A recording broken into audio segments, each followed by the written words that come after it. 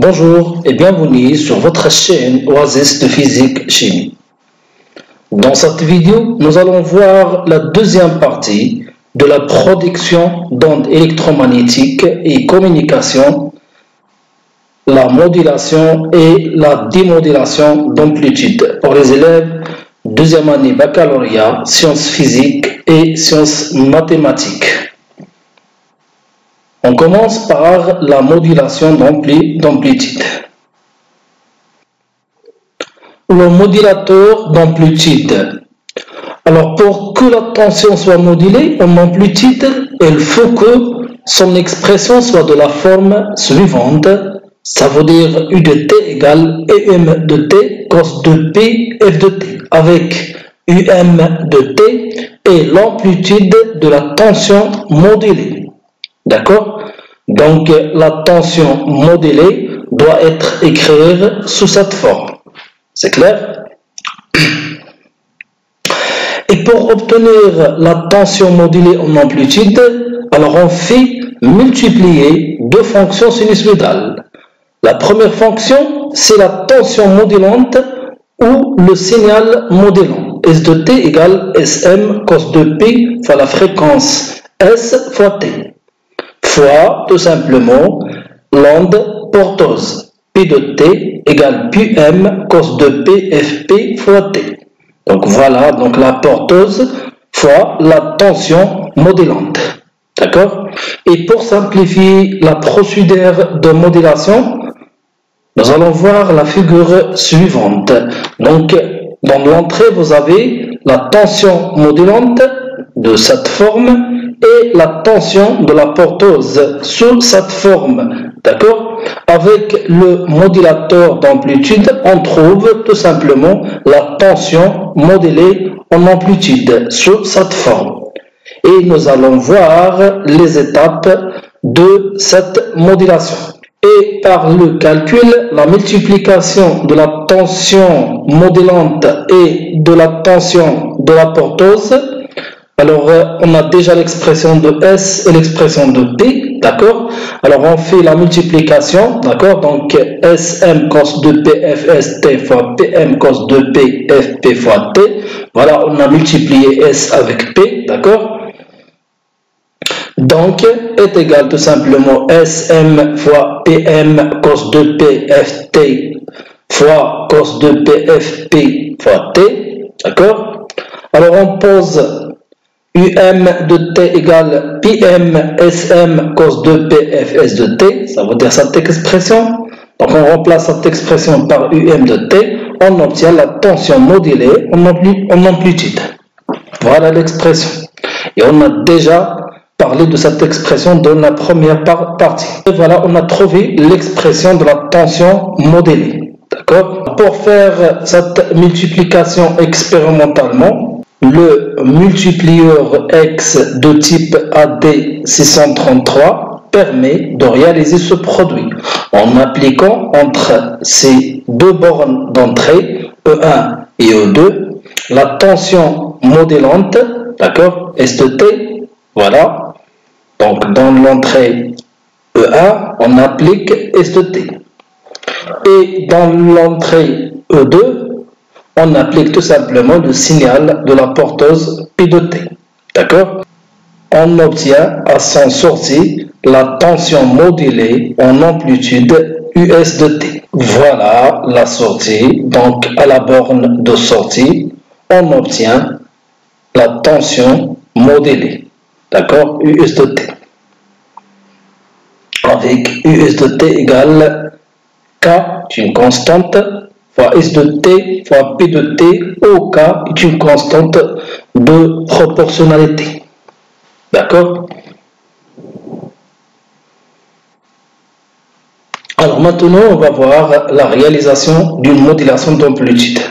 Alors pour réaliser la modulation d'amplitude, on applique une tension S de T plus U0 à l'entrée E1 avec U0 une tension continue, d'accord, et P de T à l'entrée E2. Et on visualise sur l'écran d'un oscilloscope la tension de sortie US de T. ça veut dire la tension modulée, d'accord?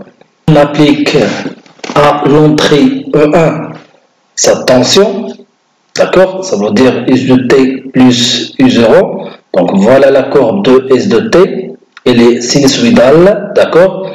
TS c'est la période de S de T, SM c'est la valeur maximale, d'accord? Et la valeur minimale, c'est clair? Et voilà U0. Alors de 0 jusqu'à ce point, c'est U0, c'est clair? Plus S de T. Donc voilà la tension modulante, c'est clair? Et voilà la tension, bien sûr, de la portose. Donc T, c'est la période de la portose. D'accord?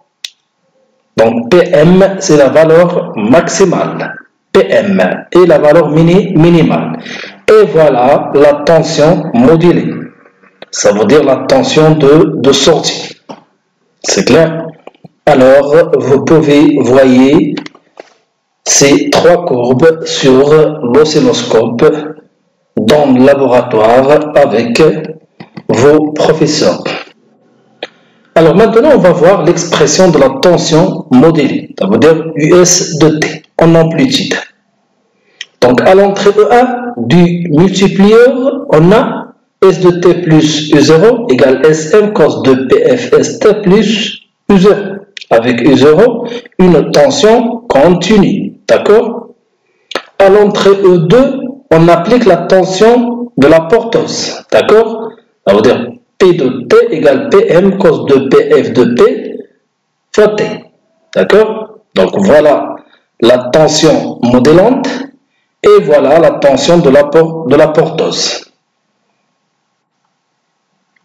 À la sortie, on obtient la tension US est égale à la multiplication de la tension modulante et la tension de la portose. Donc voilà, on a fait la multiplication.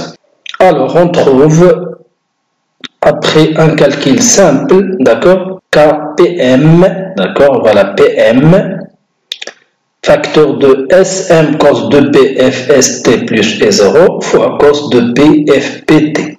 D'accord, avec K, c'est le coefficient de proportionnalité. Et ainsi que l'expression générale de la tension modulée en amplitude est de la forme suivante. US de T égale UM de T cos de P F de T. D'accord?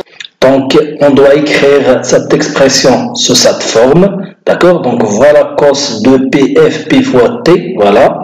D'accord? Donc, cette expression, ça veut dire K fois PM facteur de SM cos de PFS fois T plus U0, d'accord, c'est tout simplement UM de T, d'accord, avec UM de T et l'amplitude de la tension modulée, d'accord, est une fonction affine de la tension modulante, S de T, d'accord. Donc, l'amplitude de la tension modulée s'écrit sous la forme suivante, voilà, UM de T est égal KPM SM cos de PFST plus E0. D'accord? Alors, on peut l'écrire sous la forme KPM, d'accord? SM sur U0, d'accord? Voilà. On a factorisé par U0. D'accord? Donc, lorsque vous, tout simplement, développez par U0, d'accord? Vous allez trouver tout simplement cette expression. D'accord? Alors, pour sortir U0 de cette expression, tout simplement, on doit diviser SM par U0, c'est clair? Et pour simplifier cette expression, on pose A égale KPM U0 et M égale SM sur U0, d'accord? Donc, la relation prend la forme suivante, UM de T égale A facteur M fois cos de P Fs fois T plus 1. On appelle M le taux de modulation. D'accord? Voilà, MM égale SM sur U0, c'est le taux de modulation. Alors, cette dernière relation, ça veut dire cette relation, montre que l'amplitude modulée UM de T varie entre deux valeurs. d'accord, extrême. UM max et UM min, d'accord. Alors, tel que UM max égale A facteur 1 plus 1, ça veut dire lorsque cos de 2pft égale 0, d'accord, et lorsque cos de pft égale moins 1, donc UM min égale A facteur tout simplement moins M, d'accord, plus 1. Donc, ça veut dire cette expression soit égale 0, donc vous allez trouver U max, d'accord, soit égale pi, d'accord, donc cos de P c'est moins 1. Alors, d'après ces deux valeurs, on peut déduire que UM max moins UM min égale 2AM, d'accord, parce que AM moins AM c'est plus AM, ça veut dire 2AM. Avec A moins A, c'est 0, d'accord. Et lorsque UM max plus UM min, d'accord, ça veut dire AM moins AM, c'est 0, donc il reste A plus A, donc c'est 2A, d'accord. Donc voilà, le taux de modulation est tout simplement M égale EM max moins EM min sur EM max plus UM min. C'est clair? Donc, c'est le taux de modulation.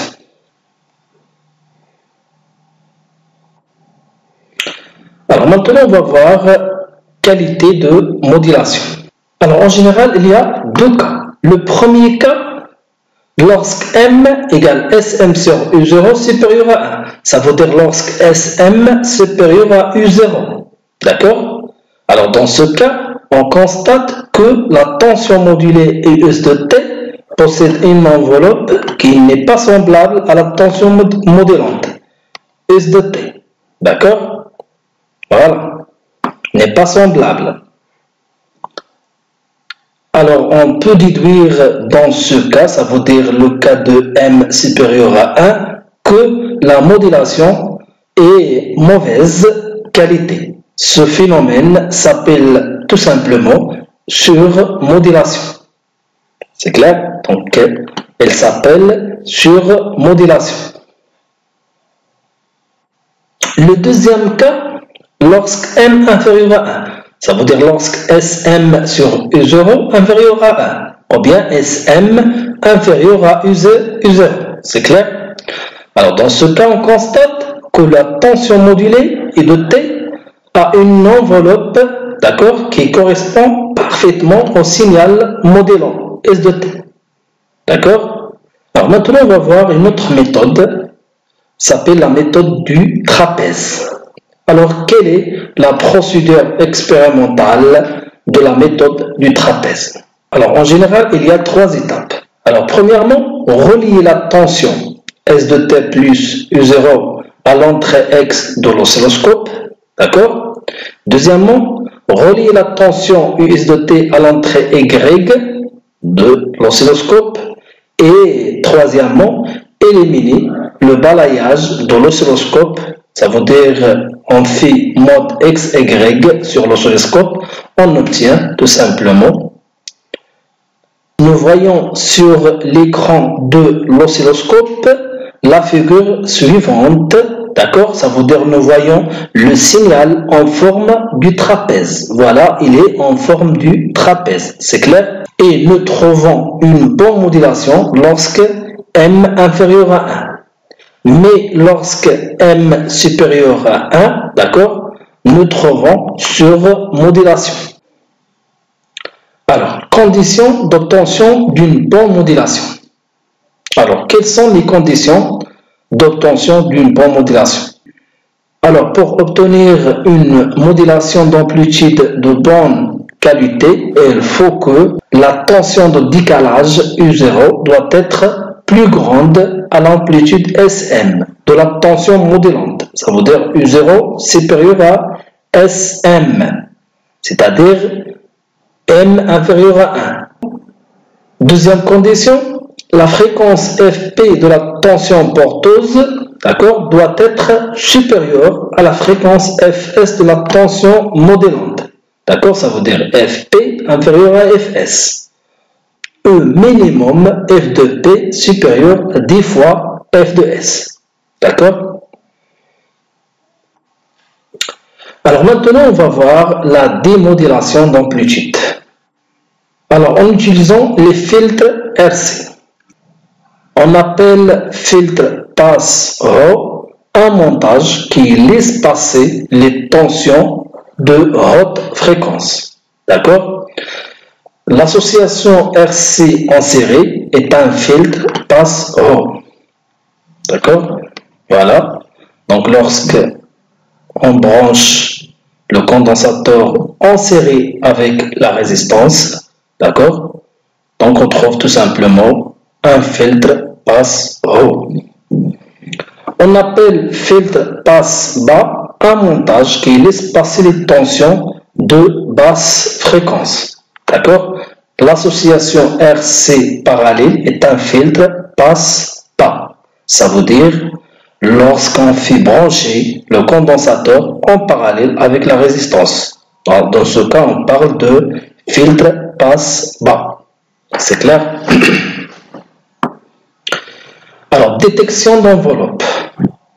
Le détecteur enveloppe est un quadrupole constitué par une diode, d'accord, et une association RC parallèle qui constitue un filtre passe-bas, d'accord. On applique à l'entrée de ce filtre la tension modulée en amplitude US, obtenue par le multiplieur. On visualise sur l'écran de l'oscilloscope la tension de sortie U'(S). Voilà le détecteur enveloppe, d'accord, qui est constitué d'une diode, voilà la diode, et d'un circuit RC parallèle. Ça veut dire le condensateur et la résistance branchés en parallèle. D'accord? Alors, lorsqu'on applique une tension US de T, tension modulée, d'accord, et qui est déjà trouvée par le multiplieur, d'accord, à l'entrée de détecteur, d'accord, c'est clair, on trouve tout simplement à la sortie la tension U'(S de T de la forme suivante. Donc voilà US de T, il est en rouge, ça veut dire la tension modulée qui est appliquée à l'entrée de ce filtre, d'accord, et voilà la tension U'(S de T qui est trouvée tout simplement à la sortie de ce filtre. C'est clair? Alors maintenant, on va voir les conditions d'obtention d'une bonne détection d'enveloppe. Alors, pour obtenir une démodulation de bonne qualité, il faut que la tension à la sortie du circuit de détecteur d'enveloppe a des petites ondulations, d'accord, et suit la forme du signal modellant, d'accord. Cela ne se réalise que si la constante du temps tau égale RC vérifie l'inégalité suivante. Ça veut dire tau égale RC entre TP et TS. Avec TP, la période de la tension de la porteuse, et TS, la période du signal modellant. D'accord? Donc voilà la condition de trouver une bonne détection d'enveloppe. Alors maintenant, on va voir l'élimination de U0, ça veut dire la tension de décalage. On ajoute à la sortie du détecteur d'enveloppe un dipôle R'(C' en série, d'accord, qui constitue un filtre passe-Rho qui élimine les tensions de basse fréquence. Et puisque U0 a une fréquence nulle, ça veut dire on parle de basse fréquence, alors elle élimine. On obtient la figure. Donc voilà le montage, d'accord. Donc US P de l'entrée, d'accord, le circuit RC en parallèle, d'accord, et voilà E'(US de T, on a déjà trouvé par le circuit RC parallèle, et dans ce circuit, nous avons ajouté le circuit R', C' en série. D'accord? Pour trouver tout simplement U seconde S de T. Ça veut dire pour éliminer la tension U0. On a trouvé la tension de sortie U seconde S de T. D'accord? Donc voilà la figure, voilà US de T, voilà U' S de T, on a déjà trouvé par le détecteur, d'accord? Et maintenant on a trouvé U seconde S de T avec l'élimination de U0, d'accord, en utilisant le circuit R', C' en série, d'accord? Ça veut dire on a éliminé U0 parce que à une fréquence nulle, basse fréquence. Donc voilà l'élimination de ESA.